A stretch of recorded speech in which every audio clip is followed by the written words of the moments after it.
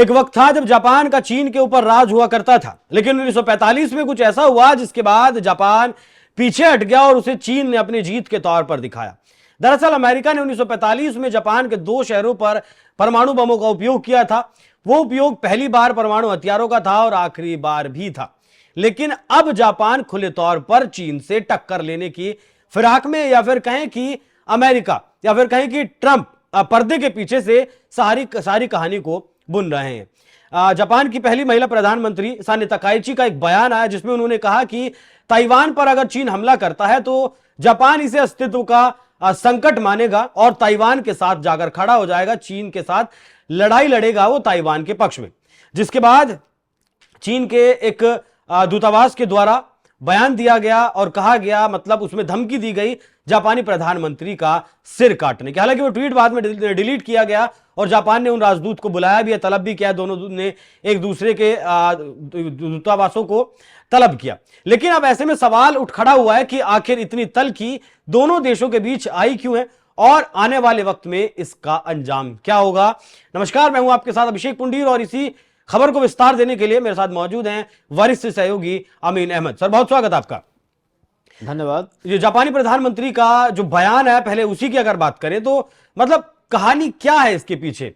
Taiwan की बात करें, जब क्वाड के मेंबर से ट्रंप ने 2-3 महीने पहले बात कही थी कि अगर ताइवान पर हमला होता है तो क्वाड के कौन कौन से देश साथ आएंगे, तब जापान ने साथ आने की बात नहीं कही थी। लेकिन अब जैसे ही प्रधानमंत्री जापान के बदले हैं और यहां साने तकाइची आकर बैठी हैं, वो तुरंत ताइवान के पक्ष में आकर क्यों खड़ी हो गई। एक तरह से थोड़ा सा पीछे इसके बैकग्राउंड को अगर आप देखें तो आप भारत को ही देख लीजिए। लद्दाख में जो है किस तरह से अतिक्रमण होता है, आप गलवान को देख लीजिए। अरुणाचल प्रदेश का नाम बदल के जो है वो अपना चीन वालों ने रखा है। भूटान को अलग जमीन वहां से कब्जा कर रहे हैं। इधर तिब्बत का मामला देखिए, नेपाल में देखिए। तो ये चाइना को लेके जो है दुनिया के कई ग्लोबल जो है पत्रिकाओं और समाचार पत्रों में ये एक बात कॉमन छपने लगी है कि चीन जो है जमीन का बहुत बड़ा भूखा है। वो हर जगह जाता है और पहले कर्ज देता है, जमीन इकट्ठा करता है और जमीन लेता है। बात ये नहीं है, इसकी भूख इतनी बढ़ गई है कि आप साउथ चाइना सी में देखिए, हिंद महासागर में देखिए कि उसने भारत के खिलाफ जासूसी विमान भेजा। अब जैसे ही वो जापान का जो एक द्वीप है जिसको वो खुद जो कहता है कि वो हमारा है, जबकि इस द्वीप को जो है अमेरिका ने जापान को बाद में दे दिया था। ये अलग बात है कि जापान की उस समय क्या परिस्थितियां थी जिससे जापान ने उस पर दावा करना छोड़ दिया था। लेकिन बाद में वही द्वीप जो है अमेरिका ने जापान को दे दिया। तभी से ये लड़ाई जारी है और ये लड़ाई इस कदर हो गई है कि साउथ चाइना सी में, हिंद महासागर में, यानी समुद्र से लेकर सटे हुए जितने भी देश हैं उस पे जो है वो हमेशा जो है धौंस दिखाता रहता है और उसका ये भी मानना है कि ये भी हमारा है, वो भी हमारा, सब हमारा है। ताइवान का झगड़ा इस बात से आप भी जानते हैं, अमेरिका इसको लेके काफी जो है स्ट्रांग जो है मैसेज चाइना को दिया है। लेकिन जो है बीच में सोयाबीन और टैरिफ का जैसे ही मामला आया, उसने ताइवान को जो रिलीफ फंड से जो मदद करता था उसको भी कम करना पड़ा। चाइना के सामने अमेरिका को झुकना पड़ा, जो अभी दक्षिण कोरिया की राजधानी सियोल में जो बातचीत हुई। तो ये एक तरह से ग्लोबल जियो पॉलिटिक्स जो है इसी में फंसा हुआ है और इसी का नतीजा है। कहा जा रहा है कि जापान की जो नई प्रधानमंत्री आई हैं ताकाइची, ये काफी एग्रेसिव राजनीति करती हैं। उसी का नतीजा था कि जो अभी आप जो है उल्लेख कर रहे थे दर्शकों से कि वाणिज्य मंत्री हैं, उन्होंने ये कह दिया था कि इसकी गर्दन अच्छी नहीं लगती, इसका जो है सर हटाना पड़ेगा। अब उसी मामले को लेके जापान को यह शंका है कि ताइवान को जो है वो अपना एक स्टेट मानता है चाइना। हर हफ्ते जो है समुद्री बेड़ा भेज देता है, युद्धपोत भेजता है, ऊपर से जो है लड़ाकू विमान जो है उसके आसमान पे गरजते हैं। तो ये एक प्रक्रिया चलती रहती है और दुनिया को ये दिखाने की कोशिश करता रहता है कि ये जो है हमारा है और इनको हमारे तरीके से चलना होगा। नहीं सर, सवाल तो बड़ा लेकिन ये है ना कि अगर ताइवान पर चीन हमला करता तो जापान जाएगा कैसे। न्यूक्लियर हथियार उसके पास नहीं है, मतलब उसने प्रोडक्शन वो नहीं करेगा, बनाएगा वो नहीं, किसी दूसरे देश से नहीं लेगा, ये उसने डील किया हुआ है अमेरिका के साथ में या फिर कहीं दुनिया के साथ में। सेना अमेरिका की जापान में है, जापान के पास अपनी बहुत बड़ी सेना नहीं है, 1945 के बाद उसने अपनी सेना रखी नहीं है।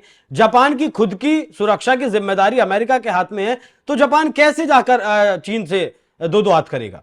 नहीं, उसके लिए भी इस पे जो है पिछले महीने एक बड़ा ही अच्छा लेख पढ़ा था मैं। उसमें यह था कि दूसरा द्वितीय विश्व युद्ध जो है इसलिए हो गया क्योंकि जर्मनी जो है क्या कहते हैं कि हिटलर को जो है इतनी भूख बढ़ गई थी कि उसने क्या कहते हैं कि फ्रांस को जीत लिया, उसने चेकोस्लोवाकिया को जीत लिया, उसने डेनमार्क को जीत लिया। वो एक तरह से मतलब कि इतनी भूख उसकी बढ़ गई कि उसने ऑस्ट्रिया पे हमला कर दिया, फिर वहां पे मामला हुआ।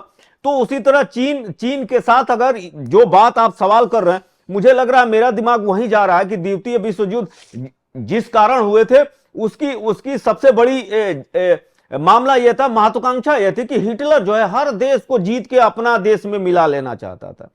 मुझे लगता है कि अगर ताइवान पे हमला होता है या ताइवान पे जो है ताइवान को अपना चाइना एक स्टेट बना के करना चाहता है, तो जापान परेशान है और इसी बात को लेकर ताकाइची ने यह बात बोली है। तो मुझे लगता है जो आप सवाल कर रहे हैं इसमें जो है तृतीय विश्व युद्ध के संकेत दिखेंगे। वो इसलिए दिखेंगे कि तब ब्रिटेन भी आएगा, तब अमेरिका भी आएगा, क्योंकि जो संधि हुई है जिसकी बात आप कर रहे हैं, तब तो जापान की मदद करने के लिए और भी देश आ जाएंगे। तो ये सारी चीजें चलती रहेंगी।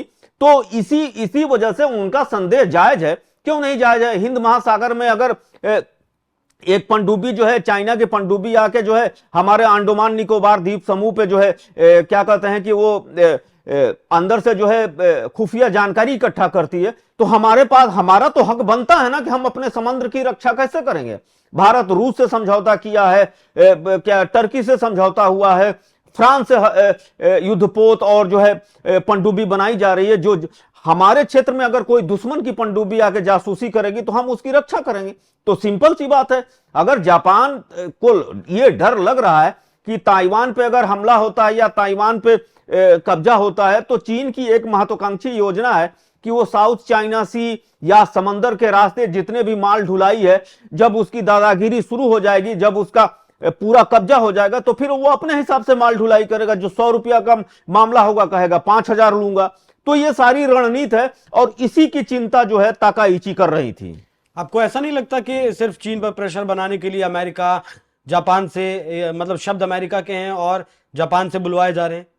ये भी हो सकता है। आप कूटनीति में या जो है कूटनीति में जितने जो है स्वार्थी या उनका अपना फायदा या ऐसा कुछ जो भी होता है, इसके पीछे की राजनीति आप देख लीजिए। आप ही के साथ हम 2 महीना पहले इस बात की चर्चा कर रहे थे जब बांग्लादेश में हुआ, तो उसमें यही था कि CIA मानना था कि चीन पे नजर रखने के लिए उसको एक द्वीप चाहिए। शेख हसीना ने नहीं दिया, उन सबों ने क्या किया, आप उसका हश्र देख लीजिए। दूसरी चीज, बगराम वाली बात आप देख लीजिए। बगराम बेस इसलिए क्या कहते हैं कि अमेरिका चाह रहा था कि सीजियान वहां से 200 किलोमीटर की दूरी पे है, वहां पे उनका परमाणु वारहेड है, वहां पे तमाम चीजें हैं उनकी जिसकी वो निगरानी कर सके। तो सिंपल सी बात है, ये हो सकता हो कि जुबान जो है ताकाइची का हो और जो है शब्द कोई और गढ़ रहा हो, ये भी हो सकता है।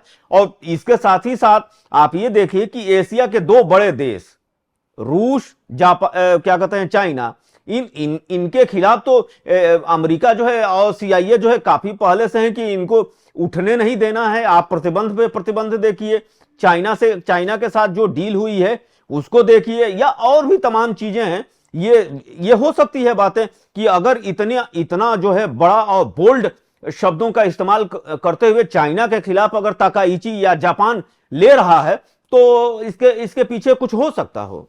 बिल्कुल। और ये सिर्फ एक प्रेशर पॉलिटिक्स ही ज्यादा नजर आती है, क्योंकि जिस सेनकाकू आइलैंड की सर ने बात की वो जापान को दिया हुआ है, भले ही है, लेकिन कल ही की बात है कि चीनी जहाज वहां गए, वहां उन्होंने गश्त की, 4 जहाज वहां पहुंचते हैं और फिर जापान को अपने फाइटर भेजकर उन्हें वहां से खदेड़ना पड़ता है। बाकी चीन से लगभग 75 लाख पर्यटक हर साल जापान घूमने के लिए जाते हैं, जिनमें से फिलहाल दिसंबर तक जो 5 लाख पर्यटक जाने वाले थे उनकी बुकिंग कैंसिल कर दी गई है और एयरलाइंस पर्यटकों को रिफंड भी दे रही है। तो नेशनलिज्म की भी एक भावना चीन की तरफ से दिखाई गई है। बाकी धमकी जापान की तरफ से भी दी गई है, चीनी नागरिकों को के चौराहों पर ज्यादा भीड़ लगाकर ना खड़े हों।